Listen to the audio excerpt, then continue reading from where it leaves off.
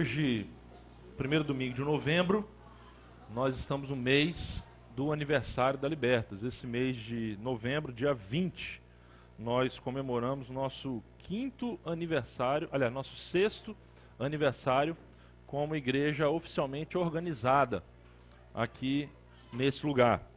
E a gente estava pensando sobre uma temática para trabalhar ao longo desse mês especial, e a gente pensou nessa temática do cristão praticante. Essa temática é uma temática que tem uma base, um texto base, que é o texto que nós vamos hoje à noite conversar sobre ele, que está na carta de Tiago. Tiago é uma carta que fala o tempo todo sobre a questão da prática da fé. E a gente vai conversar um pouquinho sobre isso a partir de hoje, até o primeiro domingo de dezembro. Então, veja só o que Tiago diz. Eu queria ler essa passagem, depois nós vamos fazer algumas considerações aqui para refletir um pouquinho sobre esse assunto, tá bom? Tiago, capítulo 1, do versículo 25, o texto está aqui na tela e diz assim: sejam praticantes da palavra e não apenas ouvintes, enganando-se a si mesmos. Aquele que ouve a palavra, mas não a põe em prática, é semelhante a um homem que olha a sua face num espelho e depois de olhar para si mesmo, sai e logo esquece a sua aparência. Mas o homem que observa atentamente a lei perfeita, que traz a liberdade, e persevera na prática dessa lei, não esquecendo o que ouviu, mas praticando, será feliz naquilo que fizer. Nós enfrentamos hoje, meus irmãos, um problema, um desafio na igreja cristã, que é o desafio da prática do Evangelho. Esse é um desafio que nós temos enfrentado. Existe um livro que faz uma denúncia muito séria sobre essa falta de prática da fé cristã, que é esse livro, O Escândalo do Comportamento Evangélico. Acho que nós temos aí em nossa livraria alguns exemplares. É um livro que, de fato, faz uma denúncia muito grave em relação a como tem sido o comportamento do cristão evangélico. É verdade que ele fala de uma realidade nos Estados Unidos, que o autor é americano, mas eu creio, como vocês haverão de concordar comigo, que essa também é uma realidade nossa. Nesse livro, logo no primeiro capítulo, ele traz alguns dados alarmantes sobre o comportamento evangélico. Ele fala aqui, por exemplo, da questão do divórcio, mostrando que o índice de divórcio entre os cristãos evangélicos já é igual ou, em alguns lugares, até superior ao índice de divórcios entre os não cristãos. Ele fala, por exemplo, da questão do materialismo, de como os cristãos muitas vezes são mais materialistas até do que os não cristãos. Ele fala, por exemplo, de uma questão que é a questão da contribuição financeira na igreja. Ele dá uma informação aqui que apenas 6% dos evangélicos têm o costume, o hábito de contribuir financeiramente com o seu dízimo. Ele fala, por exemplo, aqui tem uma parte que eu achei muito interessante, quando ele diz: estudos das Nações Unidas sugerem que uma ajuda adicional de 70 a 80 bilhões de dólares por ano seria suficiente para prover acesso a serviços essenciais, como atendimento médico básico e educação a todos os pobres da terra. Se os cristãos norte-americanos dessem apenas o dízimo, não mais que isso, teriam dinheiro privado para pagar essa conta e ainda sobraria de 60 a 70 bilhões para fazer evangelismo ao redor do mundo. Então, para você ter uma ideia da denúncia, né, que ele coloca aqui nesse livro. Ele fala também da questão da desobediência sexual, da imoralidade, da pornografia, como que isso tem avançado no nosso tempo entre os ditos cristãos evangélicos. Ele fala sobre a questão do racismo, mostrando que que os cristãos evangélicos são o grupo mais racista da sociedade. É uma questão interessante que ele coloca aqui. Ele fala da questão do abuso físico no casamento, mostrando que entre os evangélicos existe o maior índice de abuso físico dentro do casamento. Enfim, são vários temas aqui, estatísticas que ele traz em relação a estudos, que são alarmantes, meus queridos. E aí, nesse capítulo, ele faz uma afirmação que é muito séria. Ele diz assim: os cristãos afirmam com os lábios que Jesus é Senhor, mas com os seus atos demonstram lealdade ao dinheiro, ao sexo e aos seus interesses pessoais. Veja a diferença entre o que se declara com os lábios e a devoção do coração demonstrada por meio dos atos. Um outro livro, também muito interessante, que fala sobre essa incoerência entre fé e prática, é o livro A Grande Omissão. O livro do Dallas Willard, ele é um livro que ele faz um trocadilho com a grande comissão de Jesus, que é ir fazer discípulos, e ele diz que a igreja transformou a grande comissão na grande omissão. E aí, nesse livro, obrigado, Dário, ele diz o seguinte, separei aqui algumas frases dele. Nos dias de hoje, deparamos com uma enorme decepção em relação ao caráter e às influências das pessoas e instituições cristãs. Grande parte dessa decepção é expressa pelos próprios cristãos ao descobrirem que as crenças que professam simplesmente não estão funcionando. Nem para eles mesmos, a seu ver, nem para aqueles ao seu redor. E ele continua dizendo: é evidente que existe uma grande disparidade entre a esperança de vida expressada em Jesus e o comportamento diário, a vida interior e a presença social da maioria dos que se dizem seguidores de Jesus. E na conclusão ele vai dizer o seguinte: a maior questão que o mundo de hoje enfrenta, com todas as suas necessidades aflitivas, é definir se aqueles que são confessional ou culturalmente identificados como cristãos se tornarão também discípulos, alunos, aprendizes, praticantes de Jesus Cristo, aprendendo constantemente com Ele como viver a vida do reino dos céus em todas as áreas da existência humana. Então veja só que ele está fazendo aqui uma denúncia, gente, em relação a essa incoerência. O maior desafio que nós enfrentamos hoje é o desafio de colocar aquilo que nós cremos, aquilo que na teoria a gente sabe, em prática de vida, colocando em atitudes práticas. Nós precisamos, gente, pensar seriamente hoje sobre algumas perguntas. Algumas perguntas que esse tema suscita.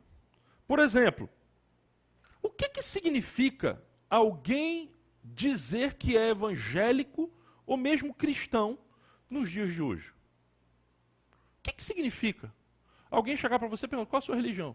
Eu sou evangélico. Até alguns anos atrás, se você dissesse assim, eu sou evangélico, mais ou menos daria para alguém imaginar quem é você. Se você dissesse assim, eu sou evangélico. Mas será que hoje isso é assim? Porque se você perguntar assim, qual a sua religião? O Eduardo Cunha vai dizer, eu sou evangélico. Não é verdade? Ele vai dizer, eu sou evangélico. Sou evangélico. O Neymar é evangélico. E ele coloca a faixa 100% de Jesus. Ainda que depois ele vai xingar, 5 minutos depois o cara vai empurrar, enfim. Tem atitudes que não são coerentes com a afirmação. Monique Evans, evangélica. Gretchen, evangélica. E a gente poderia falar uma série de outros aqui. Aí a questão é, o que significa dizer eu sou evangélico? Aí você pode dizer assim, não, tudo bem. Eu por causa de tudo isso, eu nem digo mais que eu sou evangélico, eu digo que eu sou cristão. Eu te pergunto, melhorou alguma coisa? Se você perguntar para 10 pessoas na rua, 9 vão dizer que é cristão. Se você perguntar para qualquer espírita, ele vai dizer, eu sou cristão. Se você perguntar para um pai de santo, ele vai dizer, eu sou cristão. Se você perguntar para um budista, ele vai dizer, eu sou cristão também. Se brincar, até um ateu vai dizer que é cristão. Porque todo mundo diz que é cristão. Se você tiver, talvez, num país muçulmano, na Arábia Saudita e tal, e alguém te perguntar, e você disser que é cristão, aí tudo bem. Dá até para ter uma noção de quem é você. Mas no Brasil, onde todo mundo diz que é cristão, o que vocês percebem aqui? Isso se tornou um termo genérico, gente. É genérico. O Eugene Peterson tem um livro que o título é justamente esse, A Maldição do Cristo Genérico. Cristo, o cristão hoje se tornou um ser genérico. Dizer-se cristão ou evangélico não quer dizer nada. Não quer dizer nada. Uma outra pergunta, de que maneira a minha confissão religiosa influencia a minha vida, o meu caráter? Que relação existe entre o que eu sou de verdade e a minha confissão religiosa? De que maneira influencia o meu trabalho, as minhas escolhas profissionais? Eu anotei aqui uma série de itens.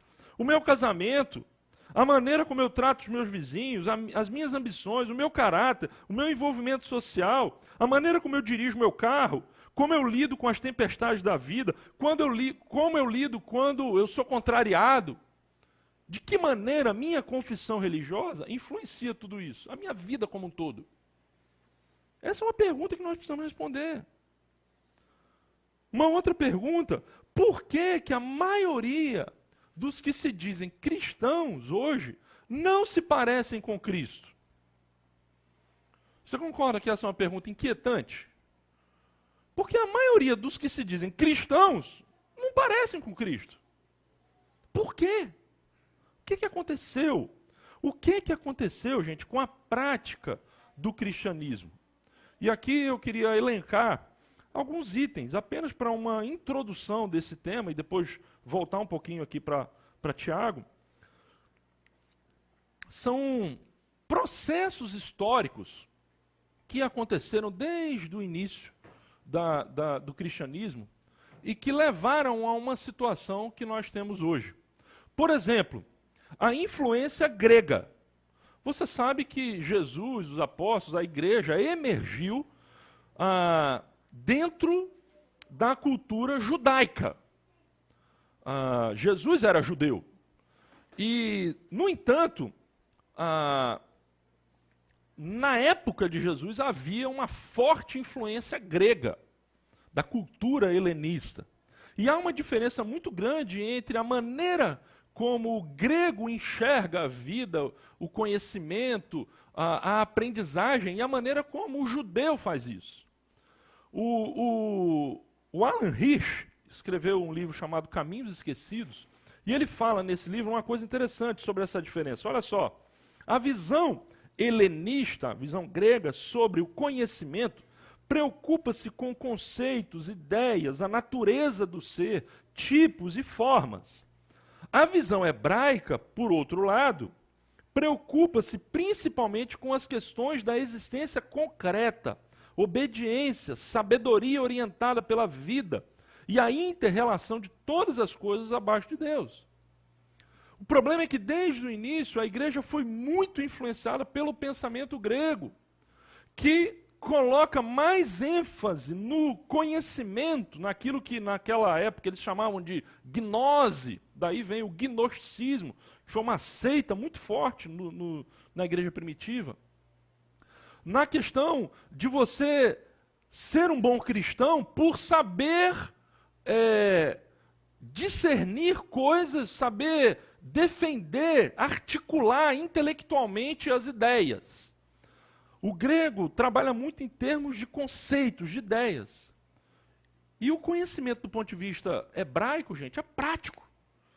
Então, isso influenciou a igreja desde o início. O Alan Hirsch continua, ele diz aqui algo interessante.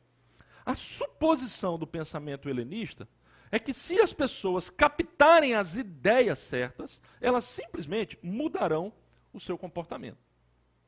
No entanto, olha o que ele diz, é realmente difícil mudar o comportamento de alguém pela mera obtenção de novas ideias, pois o comportamento está profundamente consolidado em nós, por meio de nossos hábitos arraigados, criação, normas culturais, pensamentos errôneos, etc. Então o grego diz o seguinte, se você souber a coisa certa, você vai acabar tendo o comportamento certo. Mas será que é verdade isso, gente? Pensa, por exemplo, nos hábitos. Tenta mudar um hábito. Tenta deixar um vício. E você vai ver o seguinte, você sabe que o vício é nocivo para você. Você sabe disso. Mas você não consegue deixar esse hábito. Você não consegue mudar. Tá aqui nossa personal diet aqui de, como é o nome, é isso mesmo? Personal diet Rebeca, fazendo sua propaganda, Rebeca. Olha aí. Alimentação, eu sei.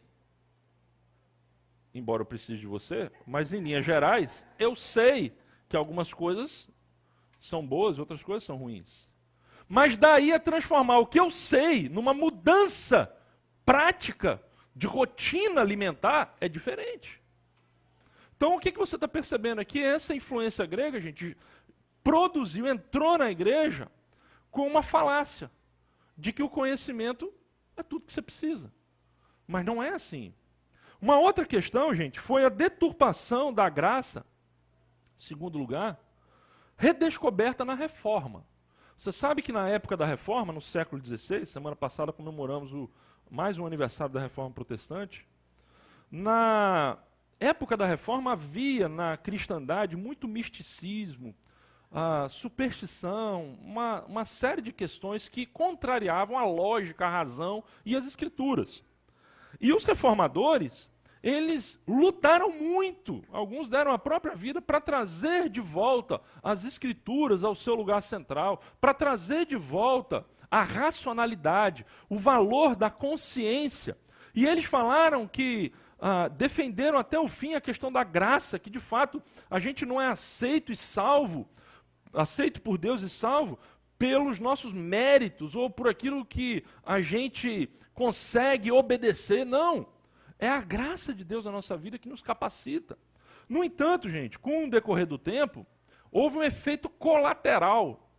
E essa graça tão cara, que custou a vida de muitos desses reformadores, 200, 300 anos depois, se transformou naquilo que esse camarada aqui, chamado Bonhoeffer, chamou de graça barata. Tem um livro dele chamado Discipulado, que ele fala justamente sobre o conceito de graça barata.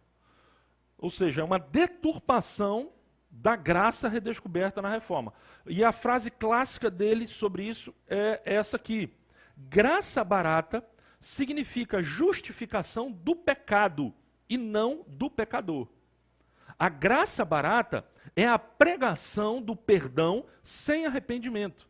É o batismo sem a disciplina de uma congregação. É a ceia do Senhor sem confissão dos pecados. É a absolvição sem confissão pessoal. A graça barata é a graça sem discipulado, a graça sem a cruz, a graça sem Jesus Cristo vivo, encarnado. Isso foi uma denúncia que ele fez contra o liberalismo teológico do tempo dele.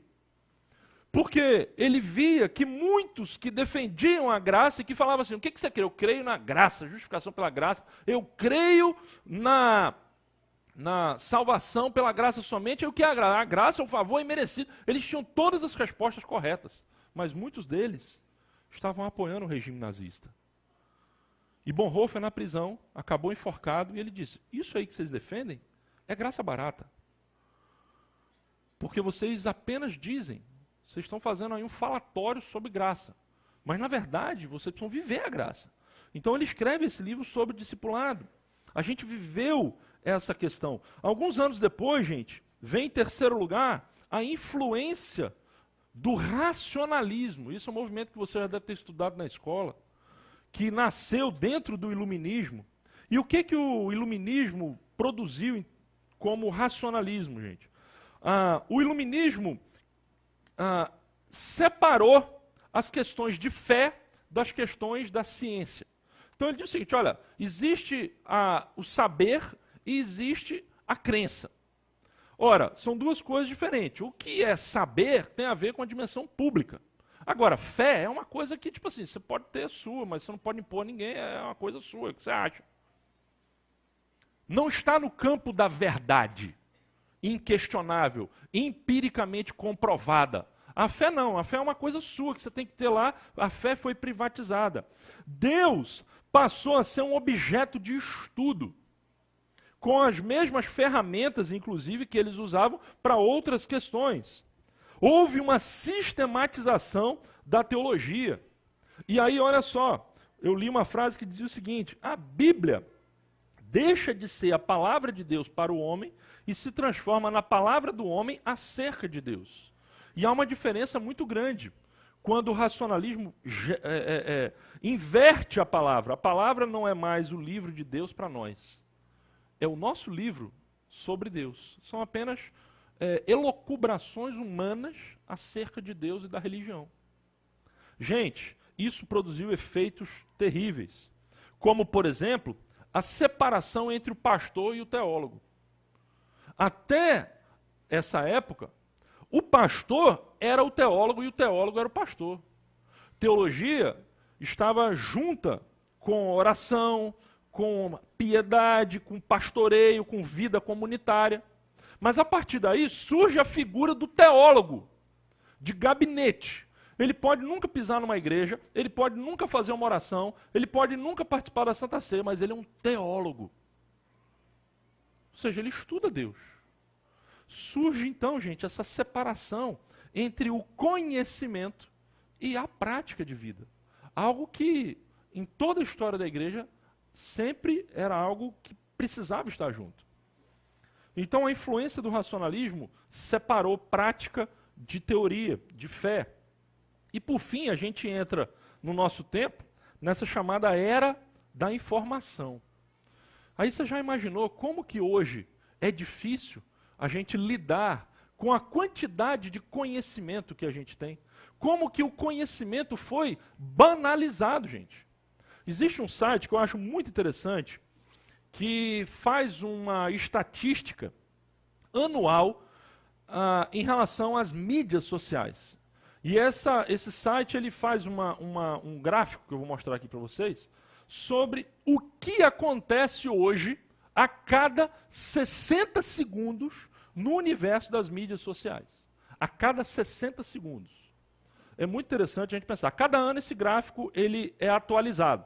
O gráfico deste ano, 2016, é este aqui. Deixa eu ver se eu consigo destacar algumas coisas para vocês. Em 60 segundos, por exemplo, veja começando aqui, ó, 44 milhões de mensagens de WhatsApp são enviadas, são processadas, a cada 60 segundos. 44 milhões. 486 mil fotos são enviadas e 70 mil vídeos são compartilhados no WhatsApp.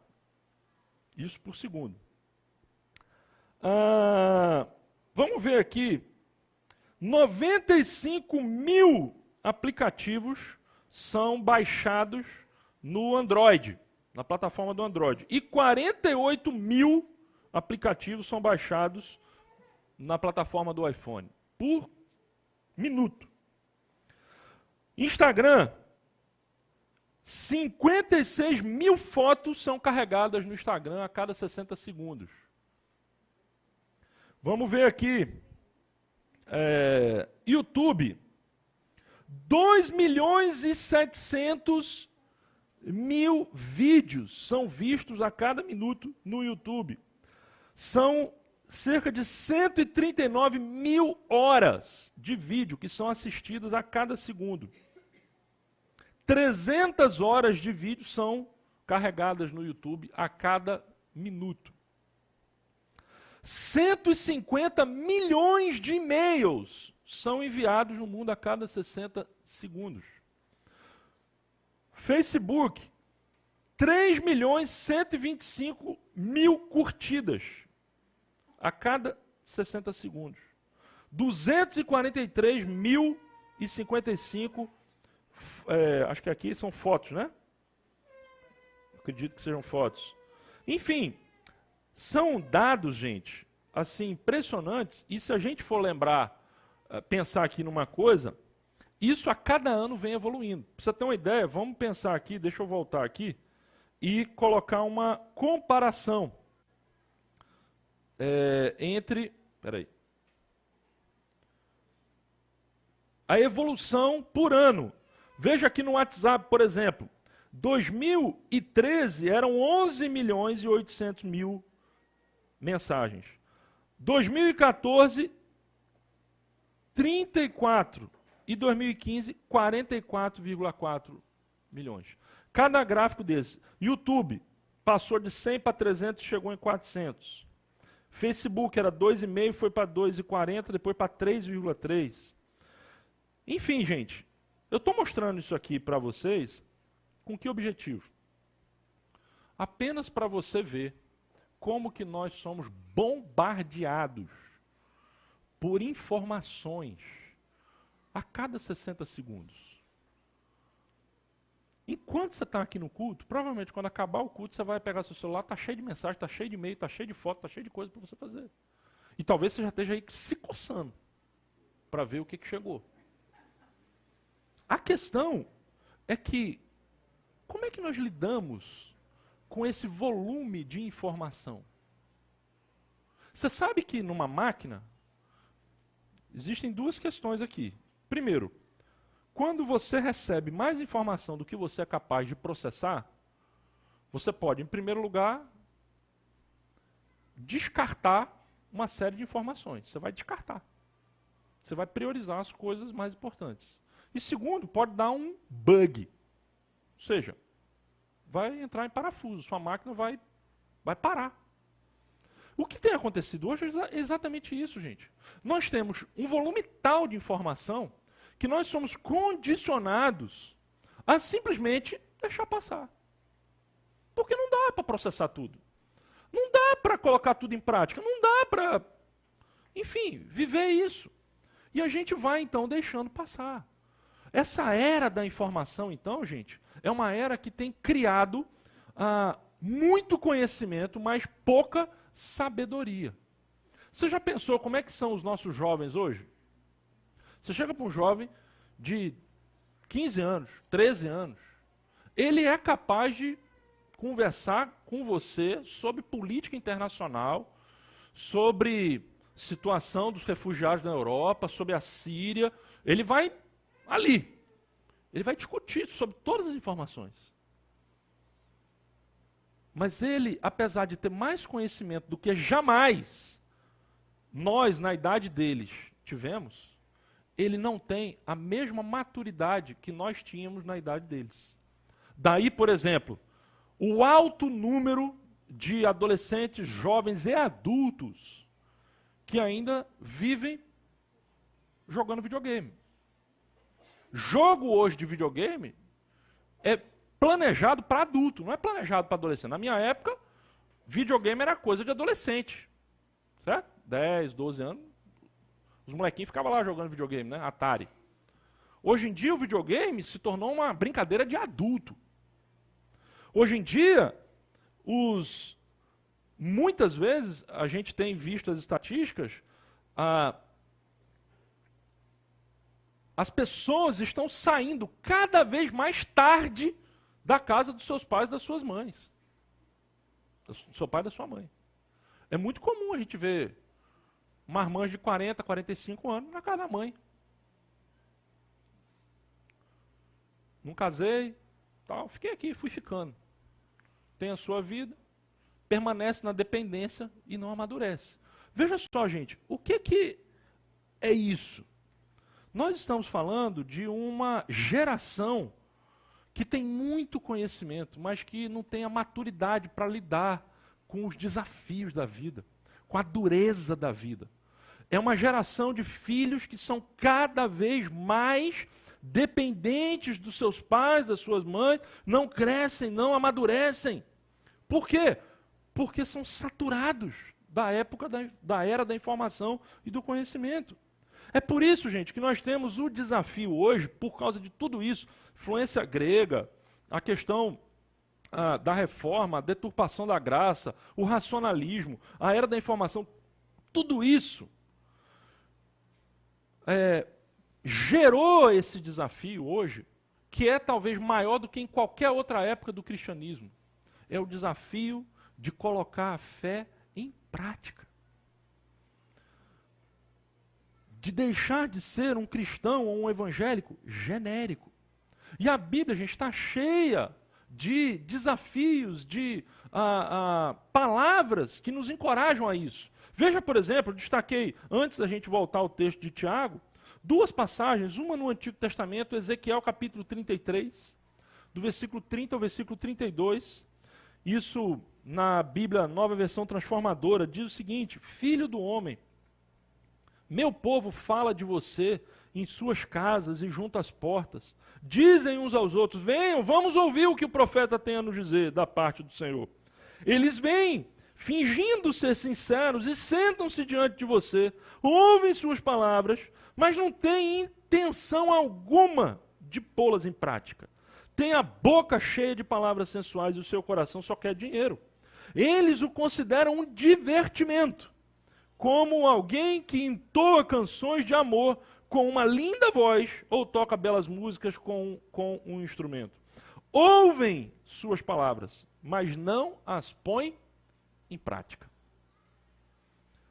A gente vive hoje, gente, a febre dos chamados congressos. Me lembro que uma vez eu ouvi a Edmé Williams, e ela falava que ela não consegue entender como é que o camarada vai 3, 4 vezes por ano em congresso de cura interior e permanece doente. Porque vai sempre em cura interior, um atrás do outro, e nunca resolve esse negócio. O cara é viciado em congresso de cura interior. A gente viaja 1000 quilômetros para ir para um congresso. A gente é doido para quando é que o próximo congresso? Quando é que é o próximo evento? A gente quer ir atrás de pregador famoso. É aqui, ó. Isso é desde a época de Ezequiel. O pessoal estava doido para ouvir o que Ezequiel tinha a dizer. E o texto está dizendo, eles só querem ouvir. Eles gostam, eles amam aquele negócio de sentar lá e ficar ouvindo piada, ouvindo história que o pregador conta. Eles gostam desse negócio. Mas sai dali. Não coloca em prática. Mateus capítulo 7, vejam as palavras de Jesus quando encerra o Sermão do Monte. Portanto, quem ouve essas minhas palavras e as pratica, é como um homem prudente que construiu a sua casa sobre a rocha. Caiu a chuva, transbordaram os rios, sopraram os ventos, deram contra aquela casa e ela não caiu, porque tinha os seus alicerces na rocha. Mas quem ouve essas minhas palavras e não as pratica, é como um insensato que construiu a sua casa sobre a areia. Caiu a chuva, transbordaram os rios, sopraram os ventos e deram contra aquela casa e ela caiu. E foi grande a sua queda. Então, duas pessoas aparentemente iguais, construíram duas casas iguais. O problema estava nos fundamentos. E Jesus diz, qual é a diferença de fundamento? É que um ouviu e colocou em prática. O outro ouviu e só ouviu. É nessa passagem de Mateus, imediatamente antes dessas palavras, que Jesus vai dizer aquelas famosas palavras. Nem todo aquele que me diz Senhor, Senhor, entrará no reino dos céus. Muitos vão fazer milagres, profecias, vão dizer um monte de coisa legal, mas eu vou dizer, eu não conheço. Por quê? Ele diz aqui, não praticaram. Então, gente, vocês estão percebendo a importância da exortação, de colocar em prática. Voltando para o texto de Tiago, gente, veja quantas vezes ele fala da prática da fé nesses versículos, nesses 4 versículos. Primeiro ele diz, sejam praticantes da palavra. Depois ele vai dizer no versículo seguinte, daquele que não põe em prática, de novo a palavra prática, a mesma palavra grega. Depois no versículo 25, persevera na prática dessa lei. E depois fala do que ouviu, mas praticando. Não esquecendo o que ouviu, mas praticando as palavras. Então veja, 4 vezes aparece a palavra prática aí. E ele vai dizer aqui duas coisinhas muito interessantes em relação àquele que não pratica. É a figura do cristão não praticante. O que ele vai dizer? Primeiro, que o cristão não praticante, aquele que ouve, mas não pratica, ele está enganando a si mesmo. É o que ele está dizendo aqui. Ele comete um erro fatal de autoavaliação. Ele pensa que ele está arrasando, mas a condição dele é desesperadora. Há um erro, gente, de avaliação. E quem fala sobre esse erro de avaliação, que eu acho muito bacana, é o C.S. Lewis, no famoso livro dele sobre as cartas do inferno. Se você não leu, esse, segundo lá o João Madureira diz, é um dos livros que você tem que não pode passar dessa vida para outra sem ler. Não é isso que ele fala? Veja só. O C.S. Lewis escreveu um livro criando uma historinha de um diabo velho, experiente, dando conselhos para um diabinho novo, um estagiário. E ele está ensinando o diabinho novo como que ele deve ser bem-sucedido nas tentações dos cristãos. E é muito interessante, na carta de número 12, ele vai dizer o seguinte, o diabão falando para o diabinho. Por essa razão, estou quase alegre de ouvir que ele, o cristão, ainda é um frequentador da igreja, ainda participa da ceia do Senhor. Conheço bem os perigos que existem nisso, mas qualquer coisa é melhor do que se ele fizesse uma comparação séria a respeito do que tem feito nos últimos dias e do que fazia nos primeiros meses da sua vida cristã. E veja o que ele diz. Enquanto ele, o cristão, ainda mantiver externamente, por fora, os hábitos de um cristão, ele pode ser manipulado para imaginar a si mesmo como alguém que apenas adotou alguns novos amigos e diversões, embora o seu estado espiritual continue o mesmo de 6 semanas atrás.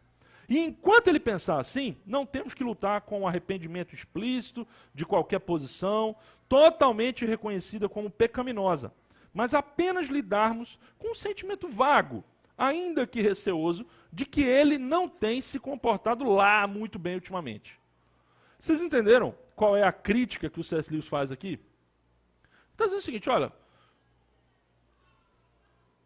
vai levando, continua indo na igreja, é melhor você continuar indo na igreja, participando da ceia, participando das reuniões, porque isso vai dar a você uma ilusão de que porque você está fazendo isso, o seu estado espiritual diante de Deus está ótimo. É mais fácil você chegar à conclusão de que você está realmente numa situação ruim diante de Deus, se você se afastar verdadeiramente de Deus, e aí você vai cair realmente na lama do pecado, e se você é um crente verdadeiro, isso vai gerar em você um arrependimento profundo para voltar para Deus, do que você ficar ali. É a velha frase que a gente tem numa daquelas cartas do Apocalipse, é melhor ser quente ou frio. Mas o morno é complicado. Por que o morno? Porque o morno, gente, ele tem a ilusão de que ele está bem, quando ele pode estar mal. Então é esse o problema do cristão não praticante.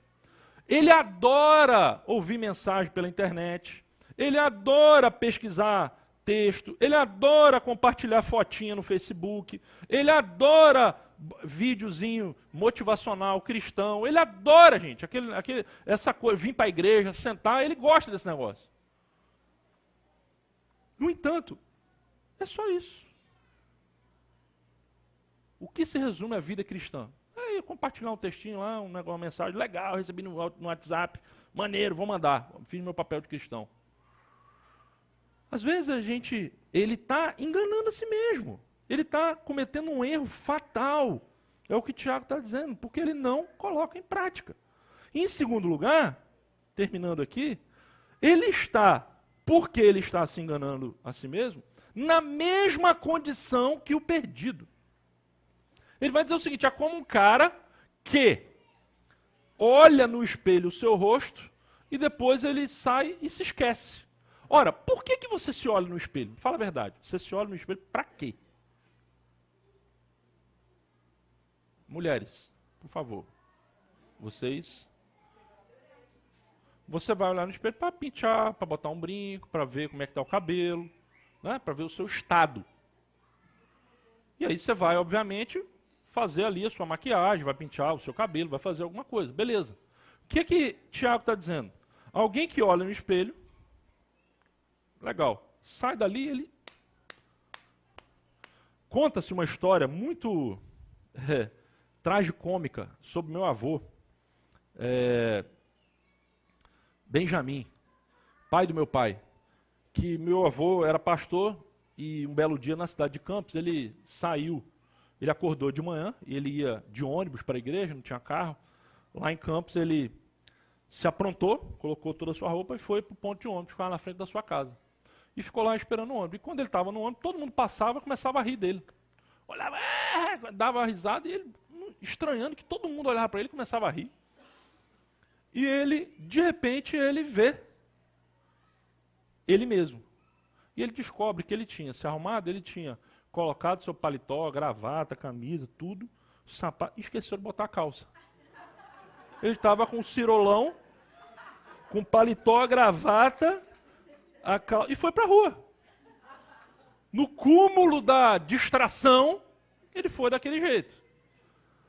Essa história virou uma lenda, né, na família. E lá em Campos também. Mas, enfim, o que Tiago está dizendo aqui, gente, é uma situação como essa. Você você se esquece da sua aparência. Você se esquece do seu verdadeiro estado. Porque você não está constantemente, não apenas olhando para a palavra, mas corrigindo a sua vida a partir do que a palavra te diz. De que adianta você olhar no espelho, vê que você está com uma olheira, ok, estou com a olheira, e você sai com a olheira. Você está numa condição diferente daquela pessoa que saiu com a olheira sem ver no espelho a sua olheira? Imagine duas situações. Uma, viu a olheira no espelho e saiu. A outra, saiu sem olhar no espelho. As duas têm olheira. Na rua, tem alguma diferença? Nenhuma. Pelo contrário, a que viu está numa situação pior. Porque ela está indesculpável, o que agrava a situação dela. Então, gente, o que Tiago está falando sobre o espelho é exatamente isso. Veja só um comentário, dois comentários aqui interessantes. Um do Spurgeon, príncipe dos pregadores na Inglaterra, disse o seguinte, num dos seus sermões: ouvir falar de um banquete não o saciará. Ouvir falar de um córrego não acabará com a sua sede. A informação de que há ouro no Banco da Inglaterra não os enriquecerá. Para isso, precisam de dinheiro de verdade no seu bolso. Saber que há refúgio para a tormenta não salvará o banco da tempestade. A informação de que há uma cura para uma doença não curará o doente. Não, temos que perseguir o que está à nossa disposição. Devemos nos apropriar das bênçãos e fazer uso delas, se é que tem algum valor para nós. Ó, senhores, sabem o que tem que fazer, mas não o têm feito. Você está percebendo aqui o desafio que o Spurgeon está apresentando? Muitas vezes a gente sabe das coisas, mas a gente não transforma isso em mudança efetiva de comportamento. E o Champlin, comentando, é um comentarista também do Novo Testamento, me ajuda lá que meu sinal aqui caiu. Alguém pode passar ali o próximo slide ali? Aí a Carol vai lá. Isso.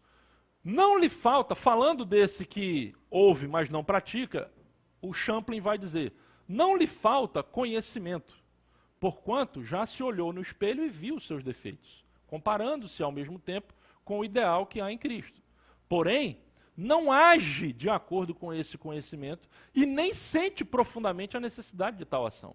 Aprecia um bom sermão do mesmo modo que aprecia uma boa peça de teatro. Nem uma coisa e nem outra são vitais para a sua vida diária. Professa crer na inspiração das Escrituras e na validade da missão salvadora de Cristo, mas na realidade não leva muito a sério essas realidades, conforme fica demonstrado pela sua vida de ateísmo prático. Isso, gente, é um alerta para todos nós que estamos acostumados com a palavra. Ele diz ali sobre a questão das doutrinas essenciais. Vamos ser sinceros, meus irmãos. Vamos ser sinceros. Muitas vezes a gente pensa que um bom cristão, um cristão maduro, é um cristão que sabe articular bem a sua fé. Então, o que significa para você salvação pela graça? Ele dá a resposta toda correta. O que significa para você os 10 mandamentos? Ele dá a resposta correta. Ele sabe conversar sobre a Bíblia, ele sabe conversar sobre a doutrina. Mas essa, gente, em última instância, não é a grande questão. No domingo passado, meus irmãos, nós tivemos aqui um exemplo maravilhoso disso que eu estou falando. Quantos aqui estavam aqui domingo passado, a gente ouviu a palavra do Virgílio? Lembra do Virgílio? Eu hoje estou numa situação difícil, porque eu não vou conseguir dar aquele chute que ele deu, nem fazer as acrobacias que ele fez aqui, porque eu não tenho condição física para isso. Se eu fizer, é capaz de rasgar minha calça. Mas, enfim, sabe o que é maravilhoso quando a gente ouve o Virgílio? É que o português dele, gente, é todo errado. Você percebeu? Ele não sabe falar direito. As palavras trocadas, concordando. Ele é uma pessoa que não teve uma instrução acadêmica. Mas será que alguém aqui de nós duvida que Deus falou com a gente no domingo passado? O que é isso? Ele pode não ter aquele conhecimento acadêmico, mas ele tem obediência na vida, gente. Isso é que importa. Ele coloca em prática na vida dele o Evangelho. E isso faz diferença. O olho dele brilha por conta disso. O que nós precisamos são cristãos assim, que sejam capazes não apenas de articular bem aquilo que ele conhece, mas que seja capaz de obedecer o simples que ele já sabe. Será que alguém aqui, por exemplo, não sabe que tem que amar o inimigo? Se eu falar aqui um sermão sobre amar o inimigo, será que vai ser novidade para alguém aqui que tem que amar o inimigo? Ou que tem que perdoar? Vai ser novidade para alguém? Não vai. Eu garanto que não vai ser novidade. Mas a gente pratica isso. Muitas vezes a gente vê o inimigo e veja, lembram do que o Alan Hirsch disse, muitas vezes os hábitos estão arraigados. Ontem, gente, eu tive uma experiência que me mostrou de maneira muito clara como que a gente tem um hábito arraigado e que muitas vezes o conhecimento não é suficiente. Fui visitar minha sogra lá no Recreio.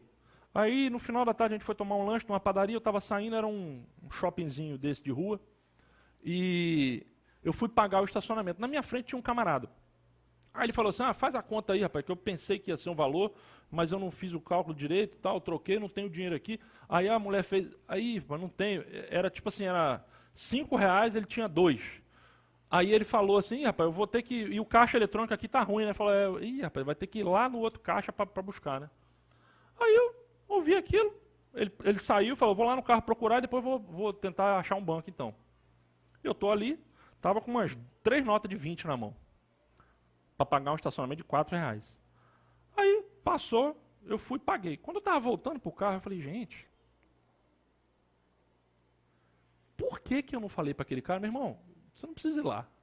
Eu lembrei da pregação do Virgílio e falei assim, por que eu não fiz o bem? Eu ainda corri ali no negócio, mas ele já tinha ido embora. E eu falei, perdi uma excelente oportunidade de colocar em prática o que o Virgílio pregou domingo passado.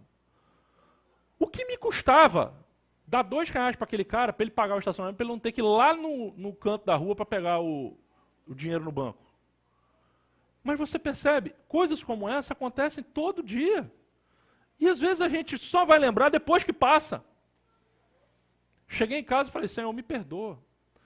Eu não coloquei em prática aquilo ali. Foi uma oportunidade que eu perdi.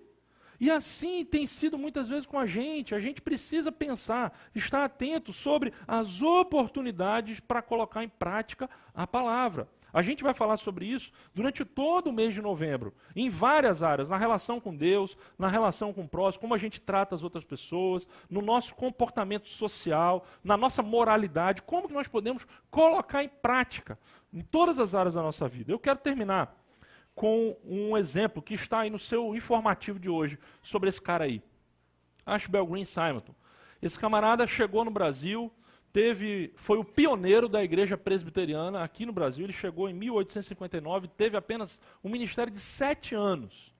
Foi o fundador da Catedral Presbiteriana ali do Rio, que é a igreja mais antiga que nós temos presbiteriana.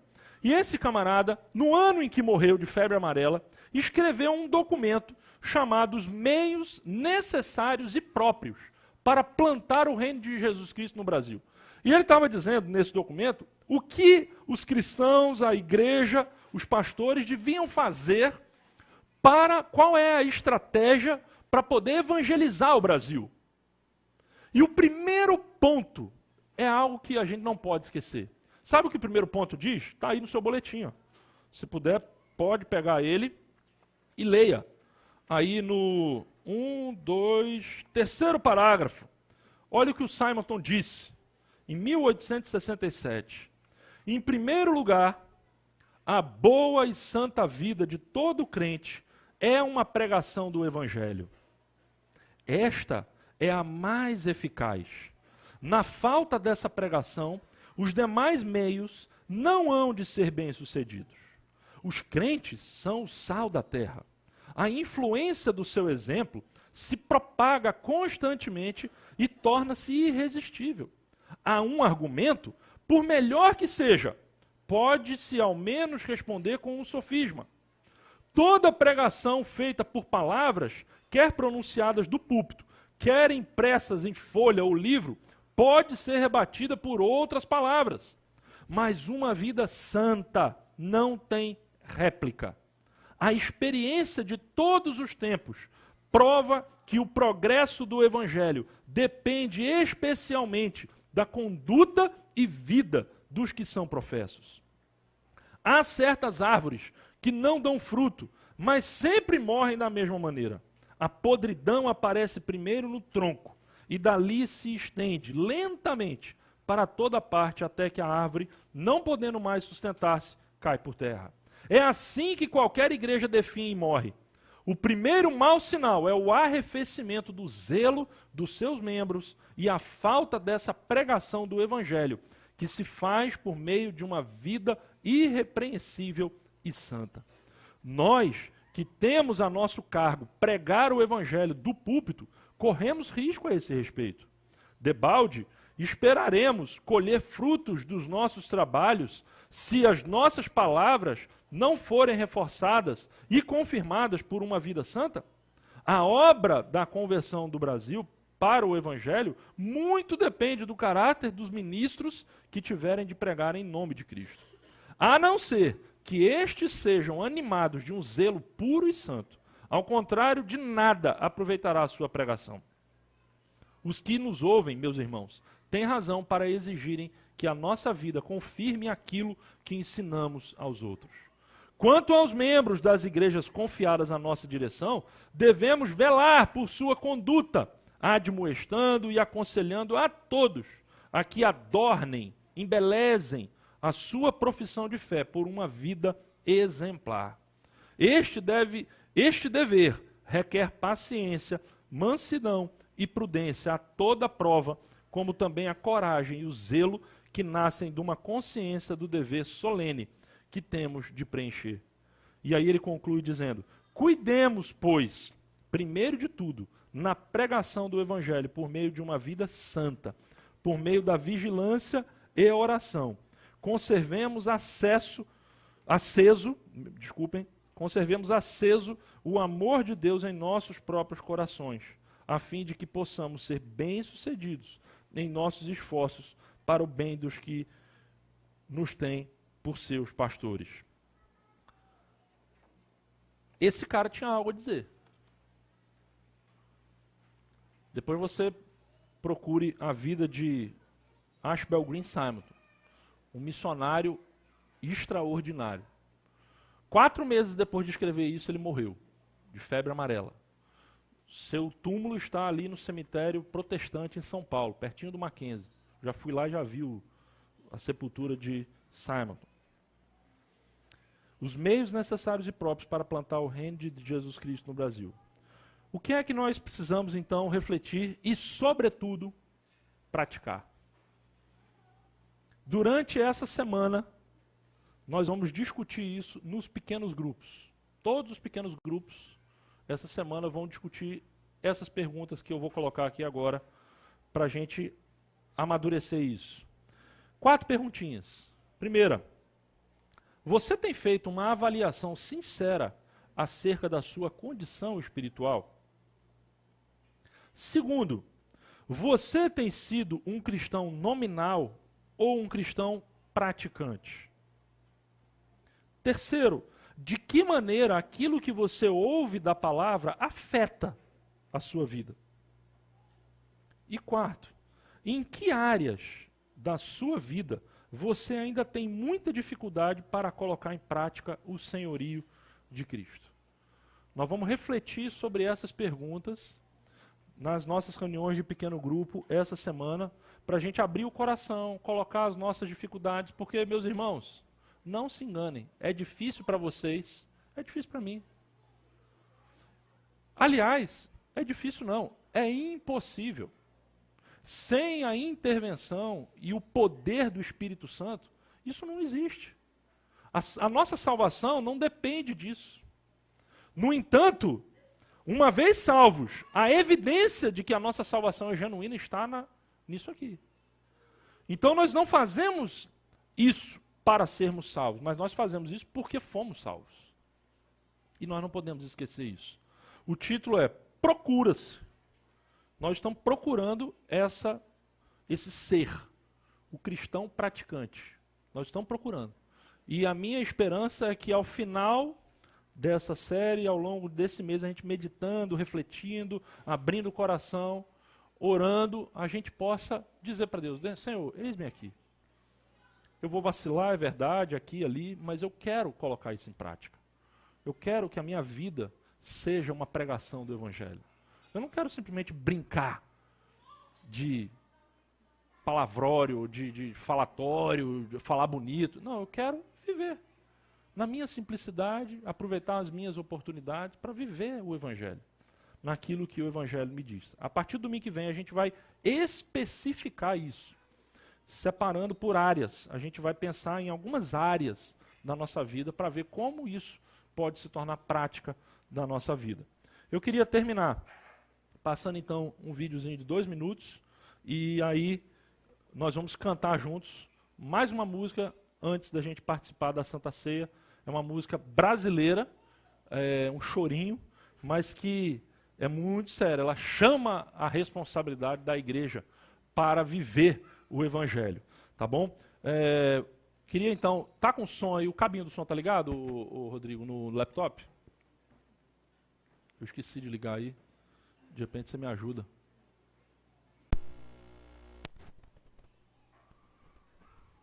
Achou ou não? Tá ligado? Vamos ver se ele vai sair então aqui. Pessoal do louvor, pode vir que a gente já vai...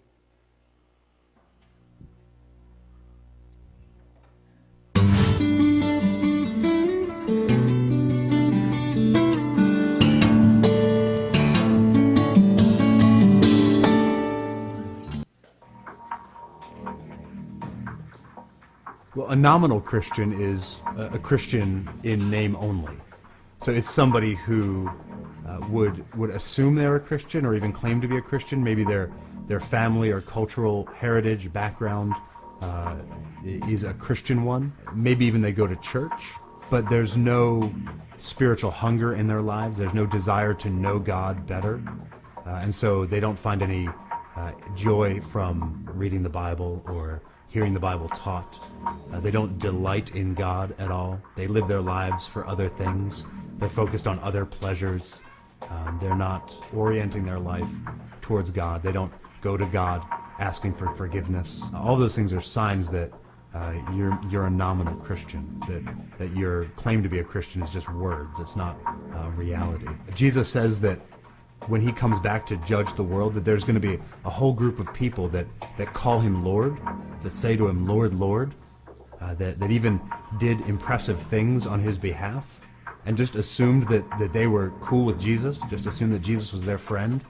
Jesus says that he's going to tell those people, go away, I never knew you. It's not enough just to say you're a Christian. It's not enough just to say that you one time a long time ago prayed a prayer or checked a box or walked an aisle, and so you're a Christian. Instead, the question is, do you know Jesus? Are you following him? Have you turned from your sins, and are you trusting in him right now?